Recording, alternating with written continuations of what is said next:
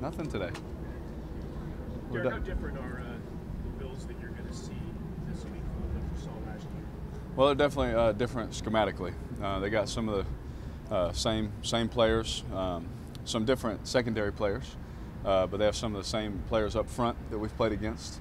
Some familiar faces there, but you know, trying to summarize it as a whole, it's a little bit different because they're not running the same things. You know, they're playing a little bit different style of defense, a style that I have played in my career before, but still it's still different than pass. Did you look back at that Carolina game last year at all? No?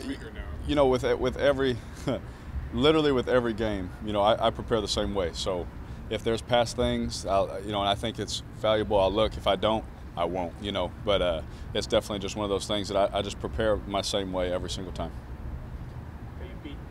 After you beat the Chiefs, when was the first time you looked at something from Buffalo? Some idea? That night. Night of Thursday night. Thursday night after the game. I went home, I took a shower, I came downstairs, I ate some eggs, some spinach, some broccoli, and then I watched tape on the Bills. What is using Amari out of the slot for you guys? Yeah, so So people can't just set their watch to where he's going to be. You know, if you can move him around. You know, there's been times this year where he's been in the backfield. You know, there's times he's out wide, he's inside. He's on the 2 receiver side. He's on the 1 receiver side. You know, we just, he's in the 3 receiver side, but he's inside. He's the second guy. He's the first guy. We definitely try and have something planned where he's all over the place. You know, and it makes it easy on me because I don't focus on, okay, he's in this spot, I got to get him this ball. I just still go through my reads the way it takes me and those kind of things. And so far, it's just helped us when we move him inside.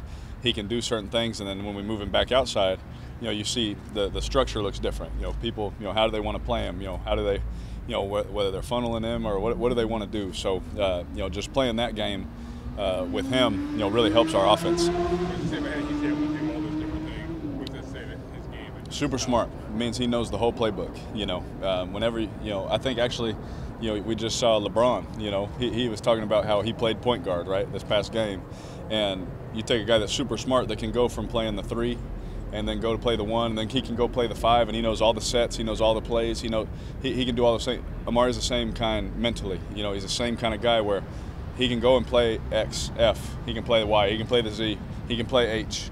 I don't know if he can play quarterback, but I'm sure that he'd find a way to be successful.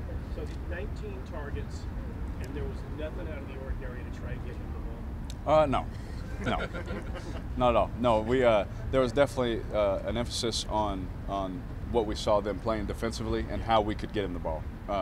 That was definitely something, schematically.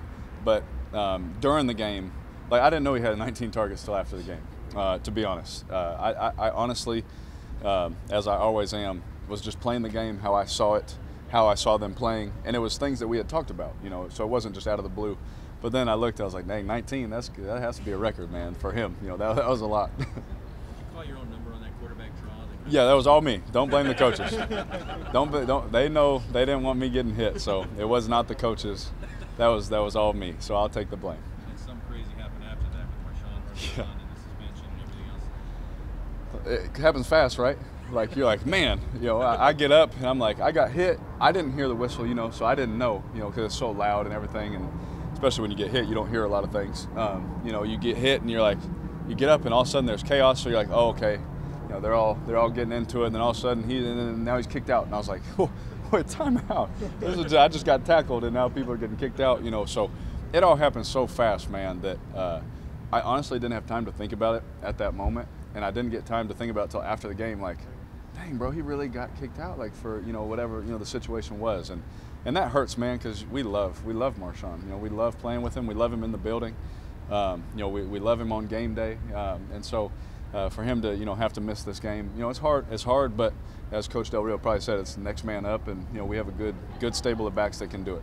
The week in Florida, last year, what are the difficulties in the players being away from family for the week and that, and what are the benefits of? Yeah, so one thing for me is even last year, my family's going to be there. Yeah, they're way more important than football to me. So I'll definitely fly them out so they're there, so I can see my wife and my babies. But you know, the advantage is, one, you don't have to wake up earlier because of traffic or drive. You know, you just walk downstairs. And two is you get to eat every meal with your teammates. It's almost like another, I think I said it last year, it's like another little camp, you know, where we're all together, we're all, doing things together. Guys, if they don't have their families, they're going out together and having dinner.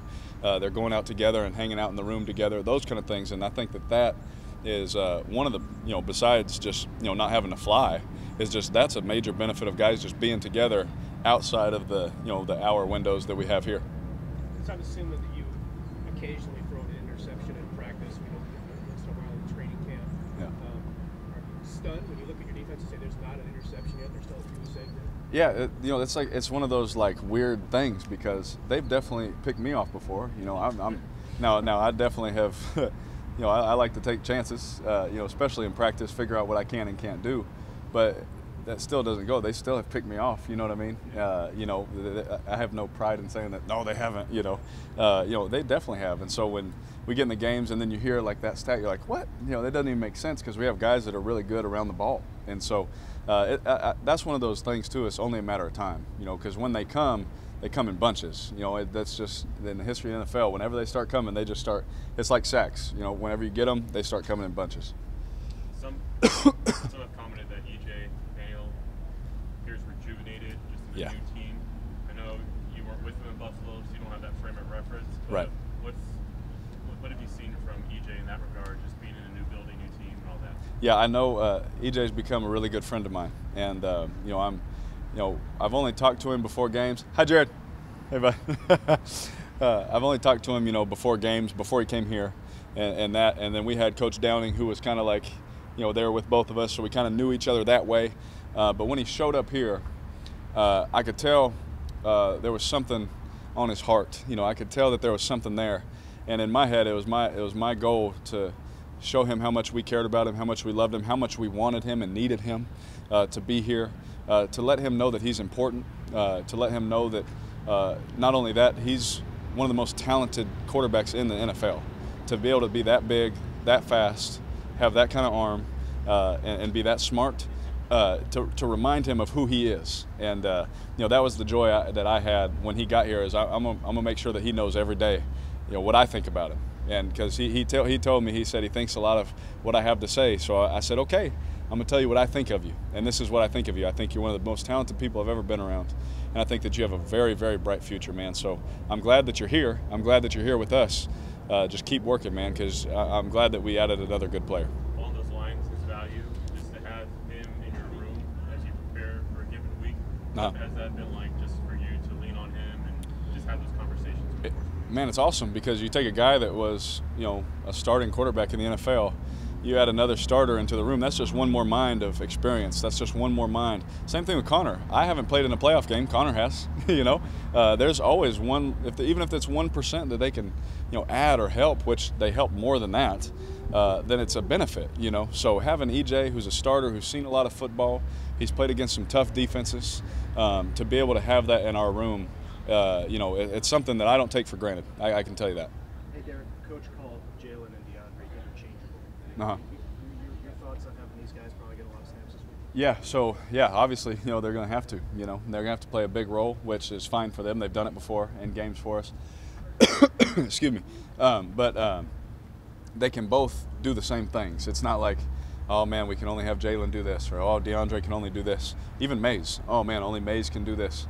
All three of those guys, they can come in and play ball, and that's, as we've talked about with Coach Downing, everyone has a role, yes, but at the same time, you have to know everything. You are responsible for every bit of information at your position, so that if it happens, if someone, is not able to play, you can jump in and be able to be the next man up, and those guys are, guys that I trust, and that's definitely a big word for me, especially at that position. Those three guys are guys that I trust, and I know that they'll come in and do their job. A couple more for Derek, guys. That game last Thursday, it was what your team needed, it was what your offense needed. Do you think to see that rhythm that Todd Downing, TD, was able to get into, I mean, for you as a quarterback, I know you guys are so close as you are, and he's been working at this same as well as anybody else has here. Was it good just to see him get into a rhythm from the sideline from a play call standpoint? Oh yeah, I mean, goodness. Whenever I can complete passes for him, he gets in a rhythm. Whenever I can help him in that aspect, it'll always help him look better. And so, to see him, the cool thing about him was, throughout the losses, through the 2 wins in the beginning and through that win, he wasn't any different, and that means so much to me, because I try and be like that all the time. And no one's perfect, but we try our best. To be that way for our organization, for our coaches and our teammates. And there was no difference in him. When we did well, he celebrated with us. When we did bad, he coached it. He didn't come and demean people or anything like that. He was him, and that says a lot about his character. And it's so encouraging going forward, knowing that, hey, we went through some adversity, but when that good day came, we were still the same. Even afterwards, we're like, hey man, that was awesome, but now we got to move on. To see that it didn't change was really cool. Kind of got overshadowed by Amari's big day, but Jared had big day. What did that do for your offense, having that threat? Well, that 4th down, was huge. Obviously, we needed it. For him to be able to get big and make that play against a coverage where he's not really supposed to get in there. That right there, for using his size, and then obviously the go ball, which we thought was the last one. To be able to have a guy where we can put him out wide and run receiver routes and have a one-on-one and say, okay, I'm gonna give you a chance, and for him to go make that play. I mean, that, to have that while you have Coop and Seth and Crab, on the inside or right outside, to be able to move them and do different things, it changes structure of coverages. So it's so crucial to have, and I'm glad that he was able to make the plays that he did. Last one over here, Derek. So the Fresno State Bulldog, and you did not get Aaron Judge against the Dodgers. I know it. And it's already cheating a little bit since the Dodgers are up 1-0. What's your prediction? Dodgers. Come on, man. I grew up, my first games growing up from being from Bakersfield, living in Bakersfield, were Dodger games. And so definitely the Dodgers. I've definitely rooted for them since I was little. I was rooting for Aaron, obviously to make it, but that's all right. But go Dogs this week against that silly shirt you're wearing too. Thanks, guys. Thank you. Thanks.